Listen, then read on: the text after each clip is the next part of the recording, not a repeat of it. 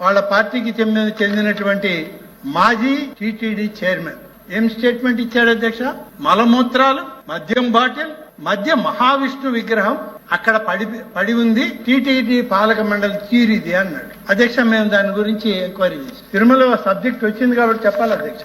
ఆ శిల్పం చెక్కడానికి పూనుకున్నటువంటి శిల్పి తాలూకా స్టేట్మెంట్ అధ్యక్ష. సపతి కన్నాచారి ఆయన కుమారుడు స్టేట్మెంట్ ఇది. 22 సంవత్సరాల క్రితం మా తండ్రి గారు బెంగళూరుకి చెందిన వారి కోసం వారిచ్చిన డ్రాయింగ్ మేరకు శనీశ్వరుడి విగ్రహాన్ని చేపట్టాం. విగ్రహంలో సింహభాగం పూర్తయ్యే పరిస్థితుల్లో గదా ఆయుధంగాను చేతుల శిల్పాన్ని చెక్కాం. విగ్రహ ప్రతిష్టలోగానే ఎవరైతే కాంట్రాక్ట్ ఇచ్చిన వ్యక్తి ఉన్నాడో మరణించాడు.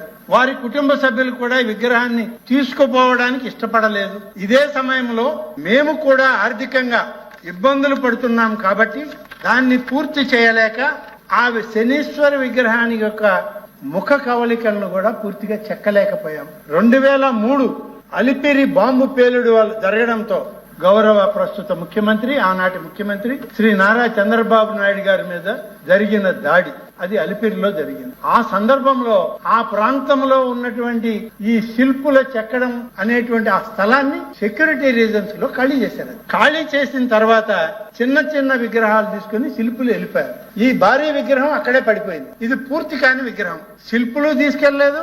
దాన్ని శిల్పంగా చెక్కమన్న ఆ పెద్ద మనిషి మరణించాడు. అది అక్కడ ఉంటే అక్కడికి వెళ్లి సగం చెక్కినటువంటి రాతి పక్కన నిలబడి బ్రాందీలు, విస్కీలు ఇవన్నీ చూపించి ఫోటోలేసి హిందూ ధర్మానికి ఈ ప్రభుత్వం వ్యతిరేకమని ఒక నాస్తికుడు చెప్పడం ఎంత దయనీయమైన పరిస్థితి అధ్యక్ష.